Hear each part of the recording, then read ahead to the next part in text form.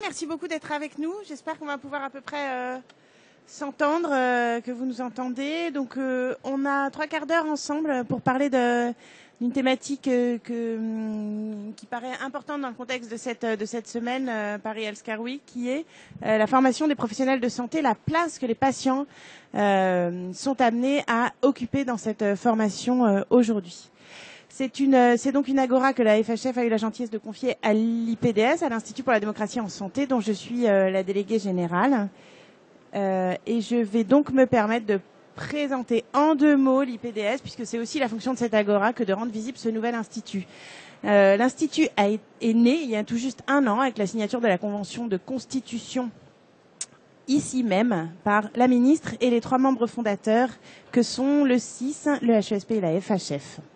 La création de l'IPDS, c'est clairement l'expression d'une volonté politique forte pour donner un nouveau souffle à la démocratie en santé, entendue comme l'implication citoyenne, l'implication de chaque citoyen dans sa santé et dans la santé, dans les politiques de santé. Et c'est cette double acception, sa propre santé et la santé de tous, qui font l'originalité de la démocratie en santé dans notre pays. Et c'est à cela donc qu'est dédié l'IPDS. L'objet de l'IPDS, c'est de redonner un nouveau souffle à une dynamique qui est née essentiellement de la reconnaissance des droits des patients en 2002. Et ce nouveau souffle, on entend le favoriser en jouant sur 3 leviers. Le levier de la formation des dirigeants de santé, qui est une mission centrale de l'IPDS. Le levier de la création et du déploiement d'un centre de ressources qui permettent de mutualiser les initiatives, de donner corps à tout ce qui, sur le terrain, se joue, qui renforce la voix des patients, renforce l'implication citoyenne. Et c'est notre rôle à l'IPDS de valoriser ce qui se fait, d'aider à la structuration méthodologique et à la mise en commun des ressources qui en naissent. Et puis, nous sommes également en charge de provoquer, susciter une vraie mobilisation du monde de la recherche en santé sur les questions d'implication des patients et de démocratie en santé. Je vais vite. Les orientations stratégiques de l'IPDS, vous verrez qu'elles font largement écho à ce dont nous allons parler aujourd'hui, puisque pour nous, l'objectif, c'est d'encourager le changement des pratiques des professionnels sur le terrain dans le sens d'une meilleure écoute des patients et des citoyens. C'est de favoriser la participation des citoyens et le dialogue avec la société à tous les étages du système de santé, du niveau local au niveau national. Et c'est bien sûr de promouvoir l'empowerment de l'usager, du citoyen, pour qu'il soit précisément capable de faire valoir cette parole et de participer aux décisions qui le concernent et qui concernent la santé dans notre pays. La méthode de l'IPDS, j'ai déjà un petit peu dit en filigrane, elle privilégie ce qu'on a appelé une approche catalytique. Le mot est peut-être bizarre, mais ce que ça veut dire, c'est simplement qu'on n'est pas là pour dire d'en haut ce qu'il faut faire en termes de démocratie en santé. On est plutôt là pour souligner que la démocratie en santé, au-delà des textes, elle est vivante, elle est vivace dans les territoires, avec de nombreuses initiatives qui sont prises et qui font vivre un esprit tout à fait innovant et dynamique au service de la voix des patients. Et ces initiatives-là, notre rôle, c'est donc, je l'ai dit, de les mutualiser, de les soutenir, et puis aussi de les susciter, puisque nous concevons aussi notre rôle comme un rôle d'impulser des réflexions innovantes, des sujets nouveaux. Les réalisations et les chantiers qu'on a à notre actif avec 1 an à 1 an, puisque je vous dis c'est aujourd'hui notre date anniversaire quasiment.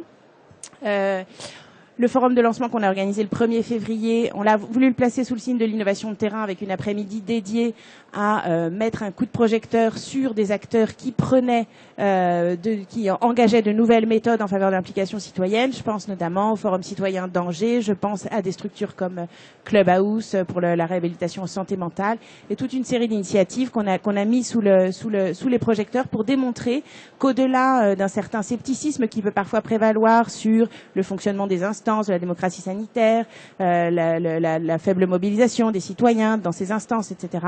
Malgré tout, ce que nous, on a voulu montrer, c'est qu'il y avait des initiatives extrêmement dynamiques sur le terrain. Notre forum, ça a été l'occasion d'organiser une consultation et plus largement de bâtir un programme de travail inspiré de méthodes de construction systématique et d'échanges forts avec l'ensemble des partenaires du système de l'IPDS. Et ça nous a permis de lancer 4 chantiers. Je vais vite, mais c'est important aussi pour placer en perspective la discussion qu'on va avoir aujourd'hui sur la formation des professionnels de santé. Nos 4 groupes de travail, c'est précisément le premier, les leviers du changement des pratiques des professionnels de santé dans le sens d'une meilleure prise en compte de la voix des citoyens. C'est donc tout l'objet de l'Agora d'aujourd'hui au travers du focus sur la formation. Nous avons également un groupe de travail dédié aux méthodes de l'animation territoriale pour favoriser des dynamiques renouvelées de démocratie en santé dans les territoires. À la manœuvre. Nous avons également fait le choix de mettre en valeur la voix, on l'a appelé la voix des sans-voix, l'idée étant de travailler sur tout ce qui foisonne depuis des années pour faire participer directement les personnes concernées en situation d'exclusion, les faire participer directement aux politiques qui les concernent. C'est une intervention de Michel Legros qui avait été saluée lors de notre forum de lancement et on a voulu donc prolonger la dynamique. Et puis nous avons également un groupe de travail dédié à la puissance d'innovation et de dynamique du secteur médico-social en matière de participation citoyenne. Par ailleurs, l'IPDS est aussi au service des pouvoirs publics pour favoriser la mise en œuvre de la loi de modernisation du système de santé en participant à de nombreux chantiers, notamment l'UNAS, les différentes expérimentations, le service public d'information en santé et un sujet qui intéresse particulièrement le public de ce salon, les GHT, avec un positionnement fort de l'IPDS aux côtés du CIS et de la FHF qui sont ses membres fondateurs pour favoriser la participation citoyenne à l'élaboration des projets médicaux partagés. Et puis nous sommes aujourd'hui à la veille d'une évolution vers une gouvernance élargie puisque c'est le souhait dont Marisol Touraine a fait part à notre forum de lancement que de faire rentrer dans la gouvernance de l'IPDS tous les acteurs concernés par la citoyenneté en santé qu'elle entend promouvoir et dont c'est notre rôle de la façonner. Voilà pour l'IPDS. Je peux maintenant donc rentrer dans le vif du sujet de notre agora avant de laisser la parole à nos intervenants. Sur la formation des professionnels de santé, je pense qu'il faut remettre la question de la présence des patients dans les amphis de médecine, puisque c'est ça notre sujet aujourd'hui, dans un contexte particulier, un contexte qui est reconnu comme étant favorable pour toute une série de raisons. C'est un mouvement, évidemment, qui s'inscrit d'abord dans une histoire, l'histoire du renforcement de la voix des patients depuis les années 80, avec l'étape clé de la loi de 2002, un mouvement historique donc qui a désormais plusieurs dizaines d'années et qui s'impose aujourd'hui comme un fait social, la demande d'autonomie des patients et des citoyens en santé, leur volonté que la société leur assure la possibilité de connaître, de comprendre et de décider pour leur santé et pour la santé de tous. Cela, c'est ce qu'on appelle justement la démocratie sanitaire et c'est imposé aujourd'hui comme un fait social et comme une volonté politique.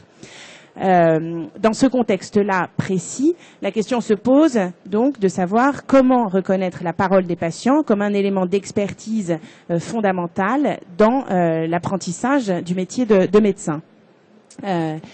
Le contexte est favorable pour reconnaître de plus en plus la nécessité de cette reconnaissance, d'abord à cause probablement de la transition épidémiologique qui crée de fait les conditions d'un changement de paradigme où l'offre de santé doit désormais se structurer davantage sur les parcours et sur la promotion en santé, de la santé, davantage que sur les situations aiguës, et donc se tourner davantage vers l'expertise des patients, experts de leur propre parcours, experts de leur propre santé et des conditions pour la préserver.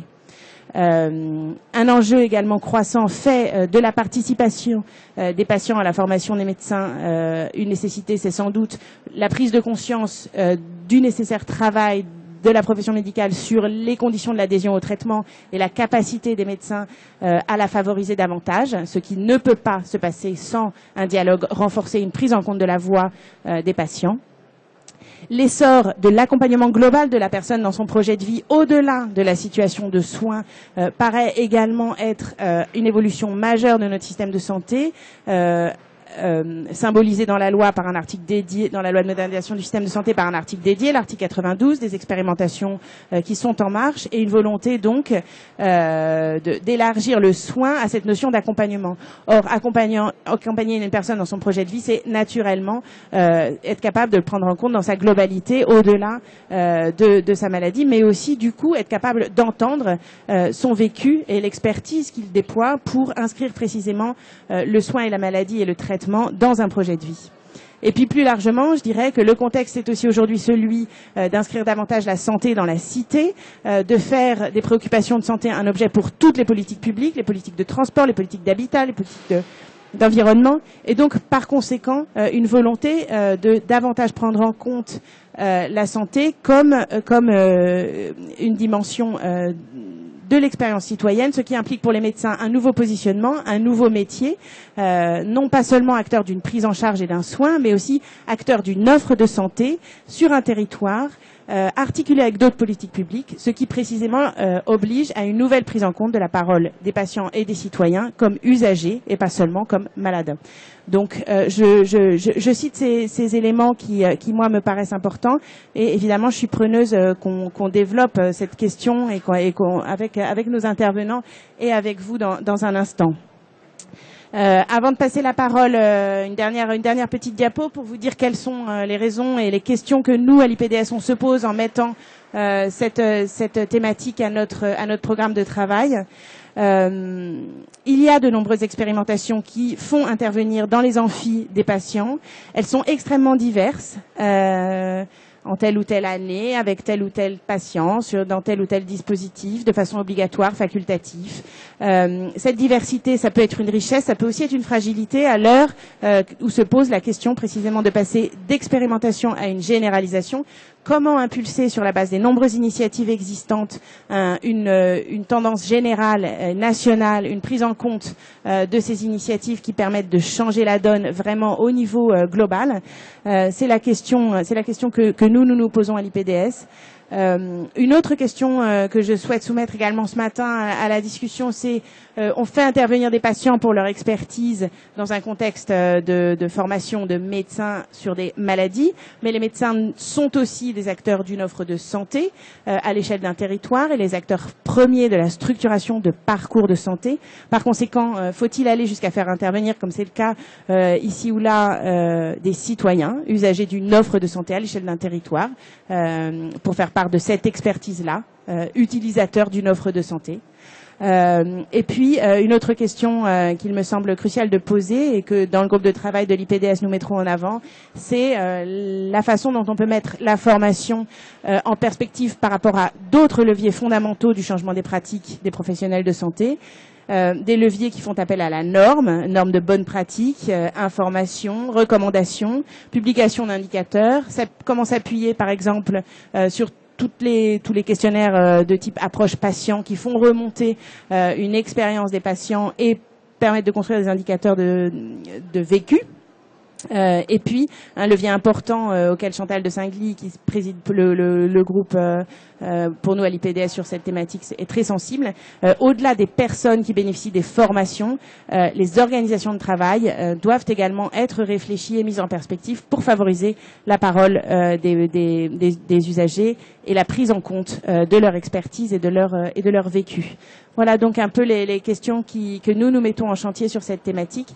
Et il est évidemment précieux pour nous, au moment où le groupe de travail se met en place, de bénéficier d'un dialogue avec vous ici présents et avec nos deux intervenants. Je passe la parole à Luigi Flora.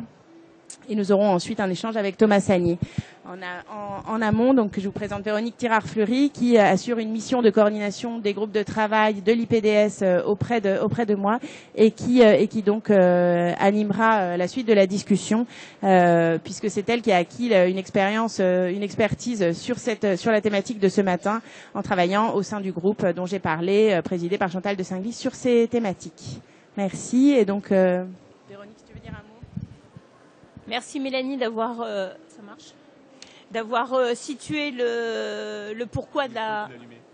Je l'ai allumé pourtant.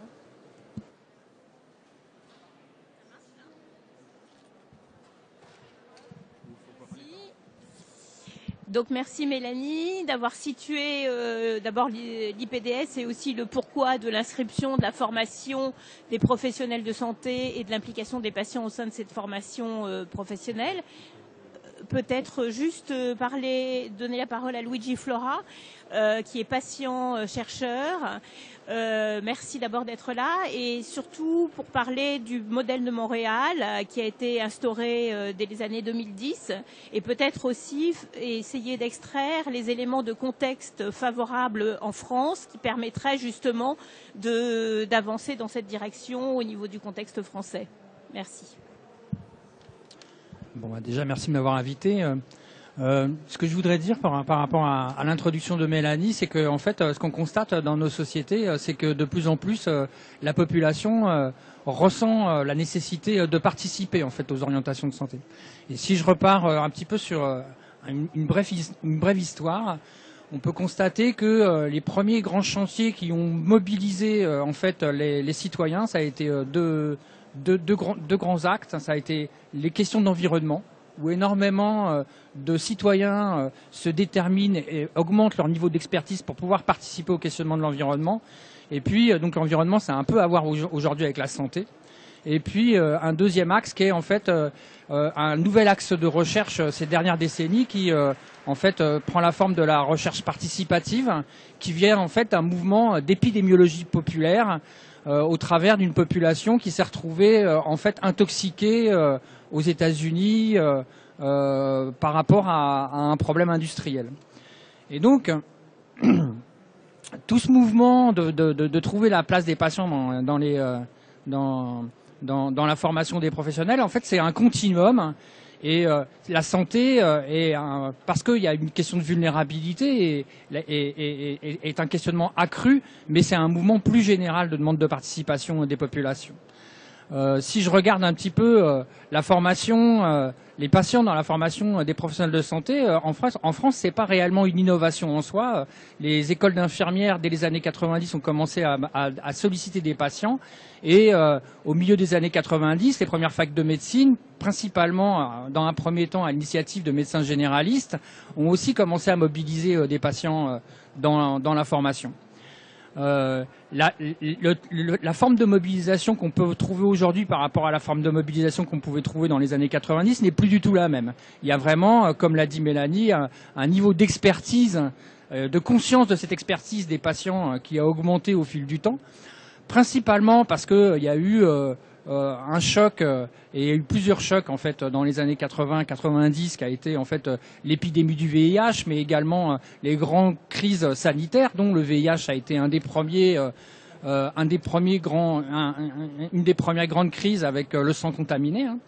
Et donc il y a un courant associatif des associations de patients qui a commencé à prendre la parole, à se servir aussi d'une autre évolution concomitante qu'est la société de l'information, hein, qui a commencé à prendre à partie la population par rapport à ces problématiques. Et donc les associations ont commencé aussi à utiliser les médias. Et puis Internet qui a démocratisé l'information, qui a permis aussi, avec l'augmentation du niveau d'études de la population, qui a permis aussi d'avoir un accès plus généralisé, plus démocratisé, pour pas dire vulgarisé, de l'information médicale concernant leur santé. Ce que je veux dire, c'est que mobiliser des patients, ça se fait depuis longtemps. Par contre, ce qu'on attend en France, c'est qu'il y a une réflexion globale de la prise en compte des patients et des proches dans la formation des professionnels de santé. Et pour aujourd'hui, ça n'a pas eu lieu. Ça a eu lieu au Québec ces dernières années, hein, et ça a eu lieu en fait grâce à énormément de socles épistémologiques et de méthodologies qui ont été d'abord pensés en France par des chercheurs français. Et l'intelligence du Québec, ça a été en fait d'avoir un doyen de faculté de médecine visionnaire qui a lancé la possibilité, qui a donné la possibilité à des patients de s'introduire dans une faculté de médecine en tant que collectif et de réfléchir avec les professionnels de santé à ce qu'était la formation aujourd'hui et ce que devrait être un médecin aujourd'hui et demain. Et puis d'assumer cette démarche et d'avoir une posture de leadership par rapport à ça. Et je compléterai par rapport à la nécessité ou aux besoins ressentis d'autonomie des patients, qu'aujourd'hui ça va, dans le cadre de la transformation épidémiologique qui a été bien exprimée par Mélanie, c'est que l'autonomie se complète en fait d'une réelle complémentarité dans la relation de soins entre les professionnels de santé et les patients. Et c'est en fait ce qui peut parfois manquer le plus en fait dans l'organisation. Donc si je reviens au modèle de Montréal, l'approche de Montréal, ça a été de réfléchir à quel médecin on voulait avoir aujourd'hui et quel professionnel de santé plus largement on voulait avoir aujourd'hui pour intervenir auprès et avec les patients, plus être dans une démarche de faire pour le patient, mais avec le patient. Et la manière dont s'y est pris en fait l'Université de Montréal pour initier ce projet a été une approche systémique. À la différence de la France où on a besoin de faire des démonstrations avant de commencer à expérimenter des choses, à Montréal, on a commencé parce que j'ai largement participé à cette initiative dès le départ, en fait, à mettre en œuvre un terrain. Et une fois que le terrain a été mis en œuvre, eh ben on a pu vraiment pouvoir faire de l'expérimentation et de la recherche sur un terrain qui était existant. Et donc, aujourd'hui, l'Université de Montréal mobilise des centaines de patients de tous âges, des étudiants en allant jusqu'au 3e âge, mais en passant au 4e âge, en passant par en fait des gens qui sont dans la vie active, et ça me paraît être très important. Et puis, comment ? Ouais. Et donc, en fait, cette initiative aujourd'hui, pour vous donner une idée un petit peu, en fait, elle s'est généralisée au Québec parce qu'elle a donné lieu 5 ans après l'ouverture d'un bureau des patients dans une faculté de médecine à une loi, la dernière loi, dans laquelle est entériné le fait que les patients détiennent des savoirs expérientiels et que les professionnels de santé sont invités, sinon incités, à mobiliser ces savoirs expérientiels pour rediscuter les soins, mais aussi l'organisation des soins dans le système de santé. Ce qui, en fait, correspond complètement à l'esprit de la démocratie en santé. Je vais laisser la parole à Thomas Sagnier, qui va vous parler d'une expérience en cours en France. Merci à vous de m'avoir également... vous entendez ? Si ? Merci beaucoup de... C'est mieux là. Voilà, de cette invitation. Il y a un enjeu qui est, pour rebondir sur ce qu'ont dit Mélanie Heard et Luigi Flora, les enjeux de la relation de soins à l'hôpital, c'est la première cause de réclamation de la part des usagers du système de santé. Il y a un enjeu aussi qui est essentiel, c'est celui et qui est de la responsabilité de la commission médicale d'établissement d'ailleurs et du président de la CME, c'est là les enjeux de qualité et sécurité des soins. Et on voit bien d'ailleurs tout l'engagement, par exemple, notamment de la Haute Autorité de Santé, à faire que les patients soient intégrés dans la certification et qu'ils y participent pleinement. Donc il y a un enjeu de dire, de reconnaître, au fond, que les usagers du système de santé peuvent contribuer à l'amélioration de la qualité et de la sécurité des soins. Et ça vient faire écho à ce que vient de dire Luigi Flora, dans lequel les patients au Canada sont sont vus comme des acteurs importants de cette amélioration de la qualité et de la sécurité des soins. Et d'ailleurs, dans tous les systèmes, j'allais dire, de relations avec le public, évidemment, le retour des utilisateurs du service public, en l'occurrence, sont toujours, en principe, intégrés. Et véritablement, l'hôpital est un des derniers qui est, en ce moment, en train de se rendre compte de cette situation. Et c'est pour ça que dans ce mouvement-là, mouvement associatif, mouvement citoyen, et dans lequel il s'inscrit, évidemment, ce qui est de l'ordre de ce qui est en train de se passer en termes de amélioration de la formation des soignants, médecins, infirmières au sein du système de santé français est un enjeu majeur pour l'amélioration de la qualité et la sécurité des soins. Quand on est atteint d'une maladie chronique et qu'on va à l'hôpital, qu'on touche le système de soins,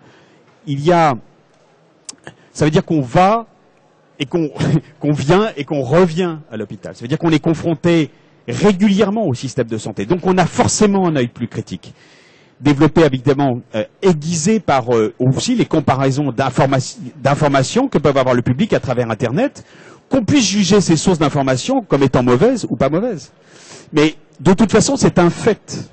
Donc ça veut dire que le citoyen entend confronter son savoir à la fois d'expérience et l'information qu'il peut glaner à des professionnels de santé. Donc ça veut dire que le système de santé doit prendre en compte cet élément. Et c'est ce qu'on a voulu faire. Et il y a un élément essentiel, c'est que aujourd'hui, sans aucun doute, le public acceptera, les usagers du système de santé, les patients, les proches, accepteront de plus en plus mal d'être confrontés au hasard d'une prise en charge adaptée. C'est-à-dire qu'au 3e étage, tout se passe bien parce que le patron de service ou les internes ont de l'empathie naturellement, ont travaillé ces questions et ça les intéresse. Et au 2e étage, absolument pas. Ce qui compte pour eux, c'est le résultat final. Et c'est ce hasard-là, à mon avis, qu'il est urgent de retravailler. Et donc, d'où notre engagement, un certain nombre, avec Luigi Flora, mais il faut citer aussi Olivia Gross, qui est patient-chercheur à l'Université Paris 13.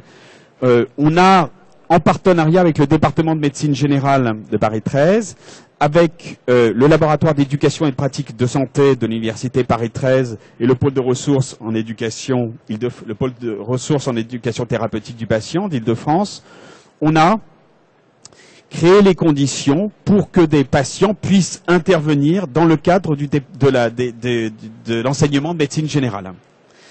Et c'est sur les 3 années, avec des enseignements sur à la fois en OTD, en ED, enseignement dirigé, mais aussi en GPRI, c'est-à-dire ce qu'on appelle les groupes d'analyse de pratique, dans lesquels un patient est à chaque fois présent et vient travailler avec ces jeunes professionnels de santé, au fond, les expériences qu'ils ont pu avoir dans le cadre de leur stage, soit auprès de praticiens, soit soit encore à l'hôpital, et de travailler au fond la matière de ce qui fait la relation de soins. Et avec 2 enjeux principaux pour nous, c'est évidemment 3 enjeux, on peut dire, en quoi constitue, ce programme de recherche donc a lieu sur une année pleine et qui est encore en cours. C'est quel est au fond le meilleur contenu de formation auprès de ces professionnels de santé. Donc on teste un certain nombre de situations, de modes d'intervention actuellement. En quoi est-ce qu'elle contribue à la formation des professionnels de santé? Et puis, quel est le parcours formatif de ces patients pour qu'ils puissent être le plus efficaces, j'allais dire, dans l'interaction qu'ils ont avec ces jeunes professionnels. Donc il y a des enjeux à la fois de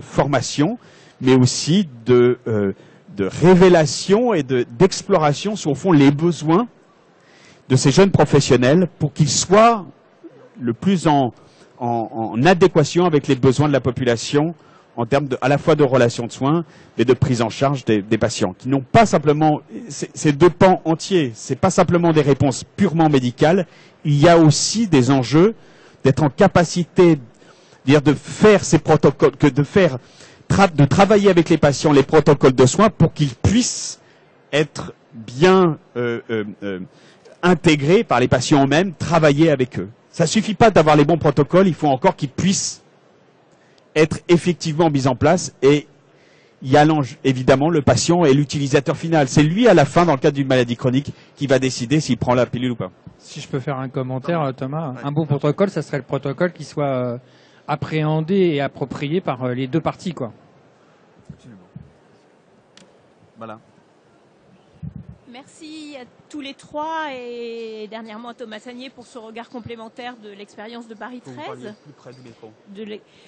Peut-être donner la parole à la salle. Je crois qu'il y a des expériences des personnes qui connaissent bien le Québec. Si vous avez des réactions, questions, ça serait peut-être intéressant pour nous.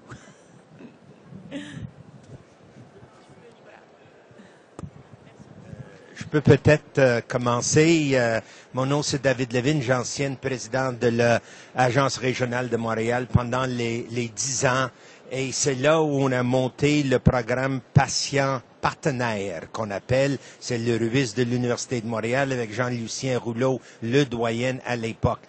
La grande préoccupation, et ça c'est l'initiative qui permet aux patients de s'impliquer au niveau ou de la politique de la santé ou au niveau des soins directs, tels qu'on va les mentionner dans l'amélioration d'intervention du professionnel ou du protocole.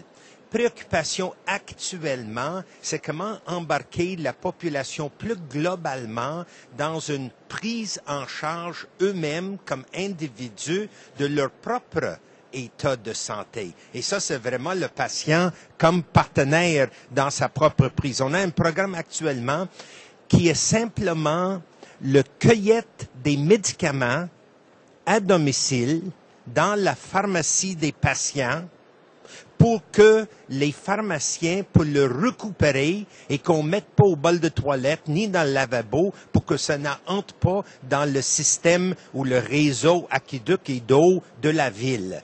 Et simplement permettre aux pharmaciens, quand le patient retourne ses médicaments, de dire ben, pourquoi vous n'avez pas pris des médicaments, pourquoi il vous reste des médicaments, pourquoi vous n'avez pas renouvelé la prescription, parce que ce qu'on appelle en anglais compliance,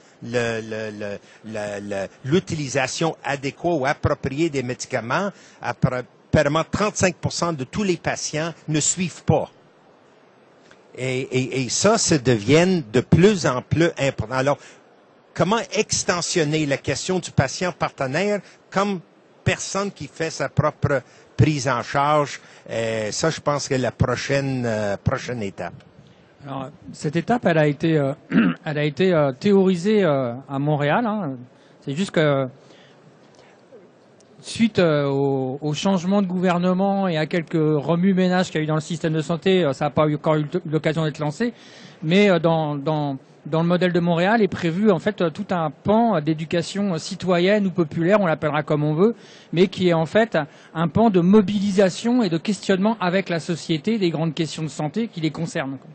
Donc ça a été organisé et je pourrais même dire que depuis que je suis rentré en France, là, c'est une chose que j'ai commencé à mettre en place dans une ville dans le sud de la France, et ça me fera rebondir en fait sur un des termes qui a été employé par Mélanie ce matin, c'est de faire rentrer les patients dans les amphis. En fait, c'est d'arriver à penser que même la pédagogie aujourd'hui ne mobilise plus les étudiants actuels dans les amphis, et qu'il faut repenser aussi la pédagogie, quoi. Ça va, ou de l'andragogie si on parle de la formation le questionnement de la formation des adultes, comme diraient les Québécois. Mais le système d'éducation citoyenne qu'on a initié dans une ville du sud de la France fait qu'un jour on organise des événements dans la cité. Donc ça peut être dans l'hôpital, dans la mairie, dans un local de la mairie, dans un amphithéâtre de la faculté de médecine.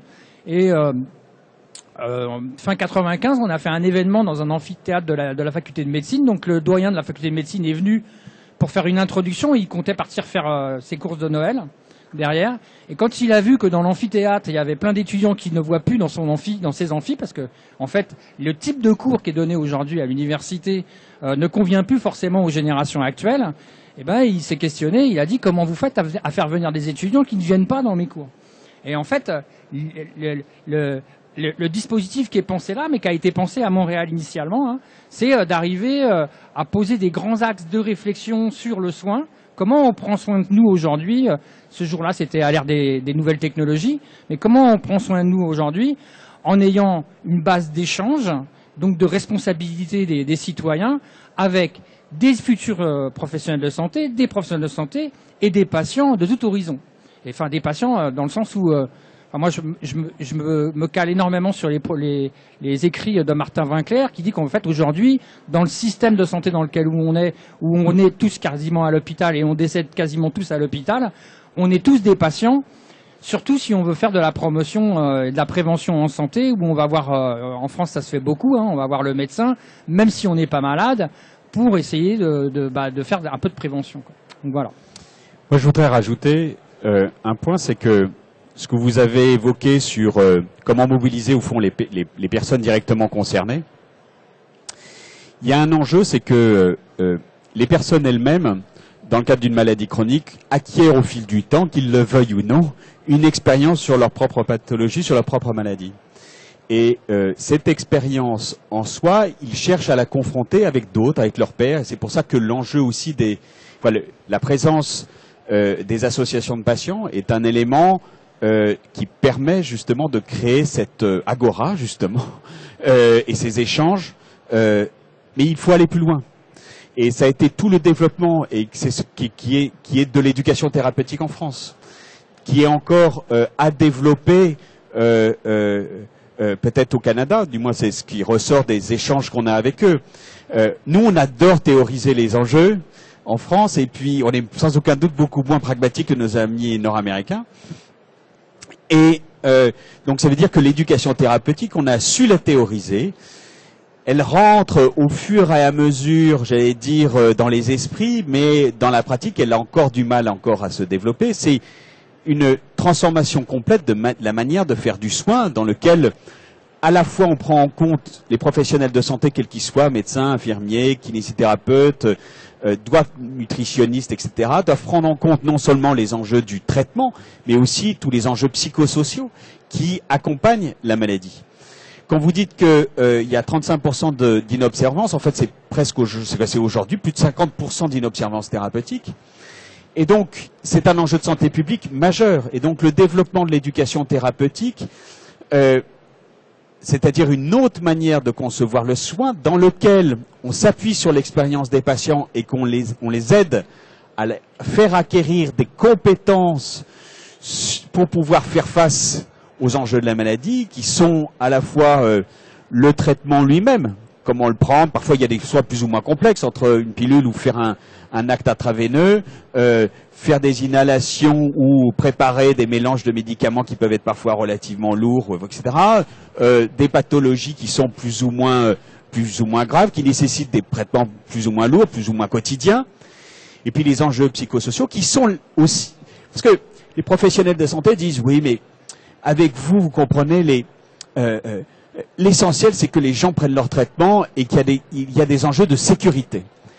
Mais c'est-à-dire que les gens ne se mettent pas en danger. Mais c'est pas ce qu'il y a de plus difficile pour les personnes à apprendre.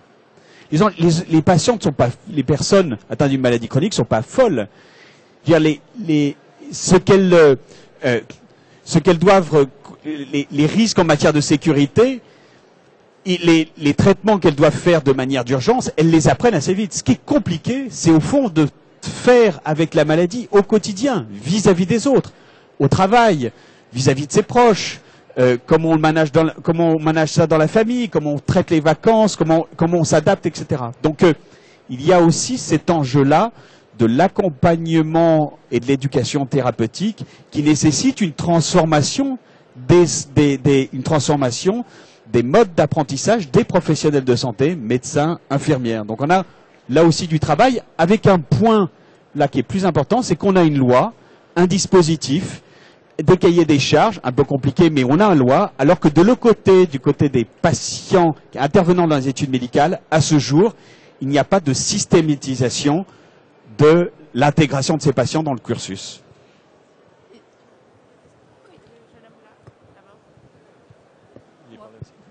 Oui, bonjour, Christelle Destombes, je suis journaliste à la Gazette Santé Sociale. Je voulais justement vous demander, Monsieur Sagnier, comment votre expérimentation à l'Université Paris 13 pourrait se généraliser.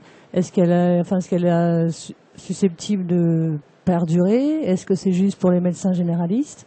Comment vous avez conçu ce programme?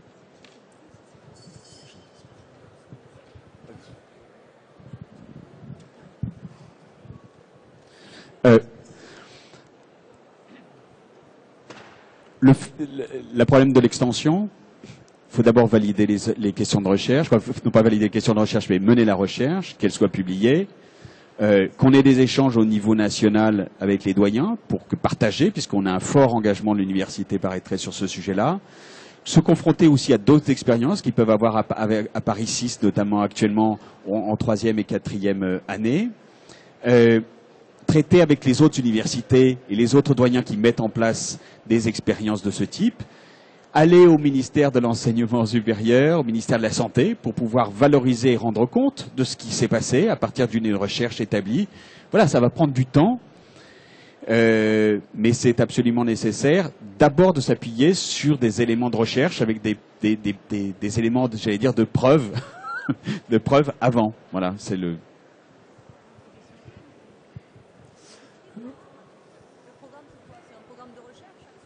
J'ai pas entendu, pardon. C'est un programme de recherche-action? C'est un PICRI? Non, non, c'est un engagement de l'Université Paris 13 et du laboratoire d'éducation et de pratique en santé de l'Université Paris 13 de s'engager sur ce terrain-là. Il n'y a pas actuellement c'est l'université qui finance sur ses deniers propres actuellement la recherche. Bonjour, Guillaume Ral, kinésithérapeute en reprise d'études à l'EHESP. Moi, je voulais faire une remarque par rapport à ce que vous disiez depuis le début. Notamment, vous avez parlé de la transformation des modes d'apprentissage. Je pense qu'il y a également une notion de décloisonnement qui est essentielle, et notamment un décloisonnement des discours. Et là, ce qui est intéressant, c'est que, par exemple, vos discours par rapport à ça sont très, très différents. Quand on parle de professionnels de santé, on a tendance à centrer autour du médecin, ce qui est une réalité. Le médecin reste un acteur central du parcours du patient. La difficulté, c'est de rester uniquement centré sur ce professionnel-là, alors qu'on a 600 000 infirmières, qu'on a 80 000 kinés, qu'on a 30 000 orthophonistes. Et pour avoir été en formation de kiné il n'y a pas très longtemps, je peux me rendre compte que ces initiatives-là, j'en ai très peu connues. Donc c'est vrai que le fait de raisonner uniquement autour d'une organisation médico-centrée, ça peut être un problème. Et il faut surtout pas oublier les autres professionnels paramédicaux qui, au-delà de ne pas être au centre du parcours, sont parfois plus présents que le médecin parce que leur activité fait qu'ils ont tendance à avoir des patients souffrant de maladies chroniques tous les jours. Vous avez raison, c'est un des grands questionnements. En fait, l'initiative de Montréal, elle a eu ça d'original, elle s'organise dans une université qui est l'université nord-américaine qui forme le plus de professions de santé en son sein. Et donc les premiers dispositifs pédagogiques qu'on a introduits à partir de la faculté de médecine, ça a été justement dans les cours interprofessionnels. Qu'on commençait en 2008, alors que les patients n'étaient pas mobilisés, avec 3 professions, pharmacie, sciences infirmières et médecine, et qui sont arrivés au moment où les patients ont été introduits. Il y avait 11 professions, maintenant il y en a 14, comprenant aussi l'administration de la santé. En fait, c'est comment on met tous les acteurs ensemble autour d'un même sujet, et il se trouve que justement le patient est un catalyseur parce qu'il permet des choses simples, il permet de trouver un langage commun. Parce que toutes les professions ont leur propre code, leur propre intelligence, et ce dont on s'est rendu compte dans les premiers dispositifs pédagogiques qu'on a conçus, c'est que le patient osait dire ce que d'autres étudiants n'osaient pas dire, c'est-à-dire qu'ils ne comprenaient pas ce que disait l'autre professionnel en face, parce qu'il ne comprenait pas les codes, sauf que comme il est dans la conception générale un détenteur du savoir, il ne peut pas dire qu'il ne sait pas. Alors qu'en fait, le patient peut libérer cette parole-là. Et ça a été un des grands sujets. Mais vous avez totalement raison. En fait, il faut arriver à vraiment travailler ensemble, parce qu'aujourd'hui, on passe d'une société en fait au savoir vertical vraiment à une circularité des savoirs. Et on peut voir que dans l'accompagnement des malades chroniques, puis je m'arrête là, que dans le cadre des malades chroniques, en fait, la personne qui va avoir le lead par rapport à un type d'accompagnement, il va changer au fur et à mesure du parcours de la vie avec la maladie, en sachant que le patient peut lui-même être un leader à un moment. C'est le grand changement. Oui, bonjour. C'est Dr Toumi de la Tunisie. Donc, je travaille dans un hôpital. Je suis chef de service à l'hôpital d'enfants de Tunis. Alors, je voulais savoir,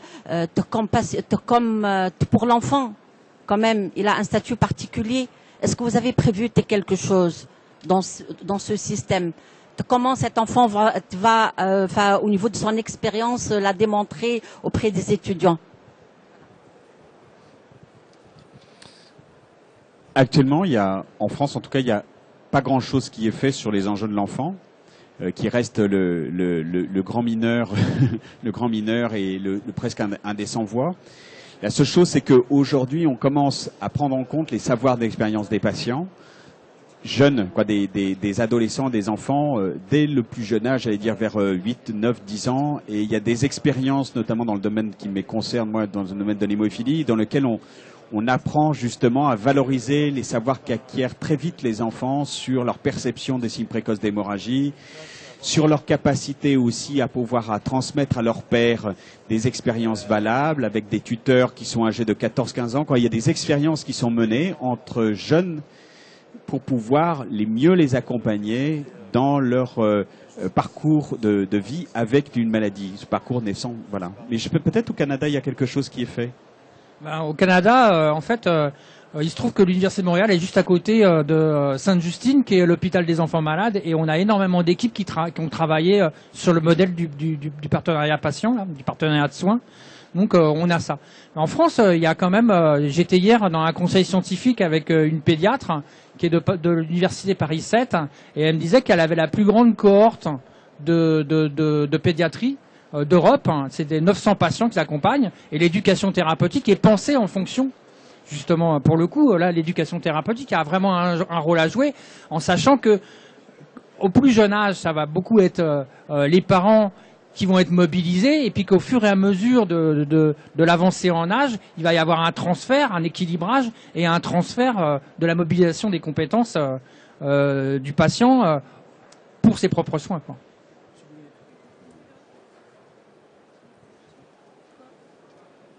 On conclut ? Non, mais on va peut-être, à moins qu'il y ait une dernière question dans la salle, conclure cette session.